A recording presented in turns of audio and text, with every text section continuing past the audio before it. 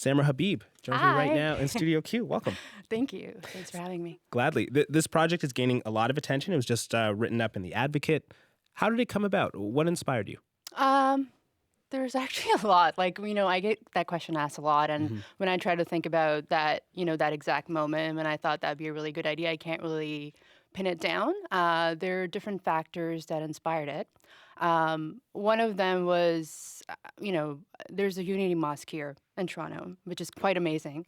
It's sort of, where queer Muslims are welcome to pray and, practice Islam any way they choose. So I attended that mosque about a couple years ago, and just being there was such an emotional experience for me.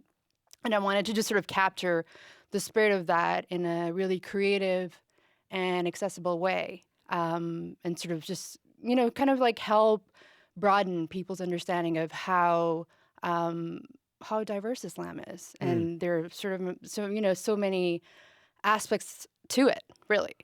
That's beautiful. And you have a background as a writer. Yeah. But you chose photography. I did. Why? Well, I worked in fashion journalism for the last decade, and, I just kind of really understand the power of imagery. Like, I myself am so influenced by images, and I think that, there's so much that has been written about being queer and about being Muslim in academia, but I just feel that, what you can convey in a really powerful image is way stronger than what you can, convey in like a 1,000-page dissertation about like what it means to have multiple identities, and just you reach more people that way. So the project has been described as part street style, part point and shoot. It's involved to include interviews. Could you describe a couple of your subjects and their stories? I mean, it's so difficult to choose. I guess I would start with the person who has inspired me the most and has inspired the project. And that would be Al-Farouk Haki, who started Unity Mosque. He's this amazing, amazing man. And, he's a human rights lawyer, and he started this mosque. And, the first time I went to this mosque to pray, it was, after years and years of not going to traditional mosque and just kind of like, I was questioning my relationship with Islam. I didn't really feel like I belonged in traditional mosque. And I went to this space, and just because I was looking for a community and I wasn't finding that community in queer spaces, and I wasn't really finding that community in mosque. So I went there, and, like the person who was leading the prayer was this amazing trans woman, and traditionally mosques are segregated, and we were all together. And I actually, I started crying. It was such an emotional experience for me. I could not blame you. That's really powerful. Yeah, so Al-Farouk, I would say, is, he's probably been one of the most influential people while working on this project. And just kind of like having a conversation with him has been very inspiring. And I featured him in the project. And there's so many people. I would say, probably like Harry. I photographed him in Brooklyn, and he's just sort of like this cool kid, lives in Brooklyn, grew up there, and it's just really interesting to see how he has incorporated different sort of aesthetic elements into his everyday lives that sort of remind him of who he is. For example, he wears this Allah necklace that he started wearing after September 11th. And, it sort of the whole experience made him even more protective of Islam, just because of, sort of how people were targeting Muslims.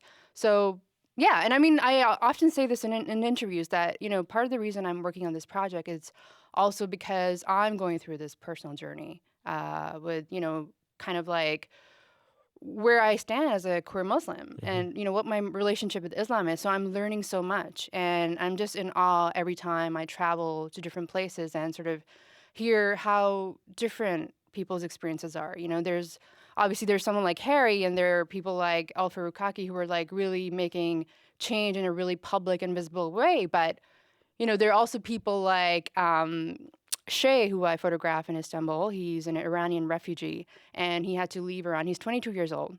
He had to leave Iran because people knew that he was gay and his life was in jeopardy. So he had to leave. And in fact, when I photographed him, I had to not show his face because if he goes back to Iran, his life is already in jeopardy Mm. and he'll be really in trouble. So, like, I really am trying my best to showcase a wide range of experiences because Islam is not a monolithic religion and people's experiences vary. And everybody is on their journey, and you've been really forthcoming about yours. I'm really curious about what this has looked like for you. You described your first experience of going to Unity Mosque and finding a place where you could express these aspects of different aspects of your identity. Mm. Could you tell us more about your journey in terms of reclaiming, or I'm not sure how you want to describe it, aspects of your faith and your identity and living them all out? Yeah. Well, I guess, just sort of like having worked in media for, a really long time, there's something really, I don't know what the perfect word to describe it is, but like it's really kind of validating to have this platform where, someone is not editorializing queer Muslim experiences, which is so often the case. I am just sort of giving people this platform to show the world who they are in their own words. That's kind of it. So, Mhm. like, for me, that is, that's a really amazing journey. And I kind of want to be on this journey for as long as I possibly can. As you said, you photograph people all over the world: Berlin, Istanbul, Brooklyn, Montreal, Toronto. Are there similarities? Are there similarities or differences, major differences or similarities between the struggles that people face? Similarities. I mean, I would say this common thread that sort of ties everyone together is just sort of, this having to deal with this misconception of what the general population thinks Muslims are like, and them having to sort of fight against it and trying to claim this, just sort of trying to live really Hmm. and just like live their lives. So, and I think that is why the project has gotten, so much momentum because it is sort of different from what is out there when it comes to how Muslims in general are portrayed. How are they portrayed in your opinion? Well, usually I think that they're, I think they're like common themes, and I'm not saying that there's nothing to it and, those stories don't exist, but I feel that, more often than not, they are sort of the only available stories that exist in Hmm. mainstream media, and, whether it's related to terrorism or, the oppression of women in Islam, I know that there's like, personally having experienced it, I just know how complex experiences can be. And I'm just trying my best to portray, sort of bring those experiences to the forefront. What have you learned about your faith since going to Unity Mosque? I was just looking for really a sense of community. And I wasn't really finding that anywhere.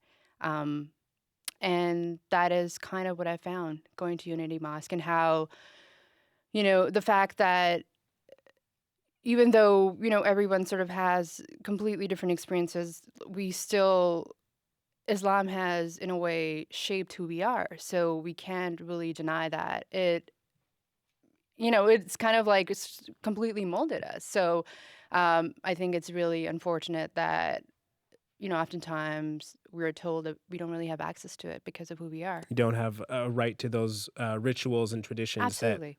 give you comfort and Yeah, exactly. peace. Yeah, Yeah. exactly. What do you want viewers to take away from looking at this project? I just want, I hope that I'm in a way contributing to their understanding of what what Muslims are, like who Muslims are, and sort of like uh, the sort of diverse range of experiences that they have. And I'm really just documenting queer Muslims. There's so many millions of people out there. It's just like a really small segment of it. And, it's kind of like, it's just a testament to how you can't really believe what you see on mainstream media. The series is now part of the Canadian Lesbian and Gay Archives permanent collection. Where else do you want to take this project? I've had a couple of exhibitions around the world, and I'm also working with a couple of NGOs in Okay. Europe, which I'm really excited about. And there are a lot of writing opportunities that are coming up, which is really, really great. So everything is kind of happening really organically. Like something just exciting happens, all the time. And, it's really delightful because, especially when you're doing something that you really believe in, that you really love. So yeah, I mean, I don't want to really say this is what I want to do or this is what I want to do because I just feel like It's all part of this journey that it's you're all part of on. this journey. And what comes to me is something that I haven't even imagined, which is what's so amazing about this project. So, yeah, I mean, all I can hope for is, I just want to stay true to the spirit of the project, and which is to, as I've said before, I just want to reach out to as many queer Muslims as possible around the world. And it's so amazing that, this project has sort of, I feel like it's kind of almost creating this community. And I do hear from, queer Muslim kids like in Pakistan and Egypt where they don't have a support system. So it's just nice that other people, other queer Muslims just feel validated in a way. And I just think I don't know, that just feels really good. Well, it's quite a journey to be on. Best of luck to you. Thank you so much.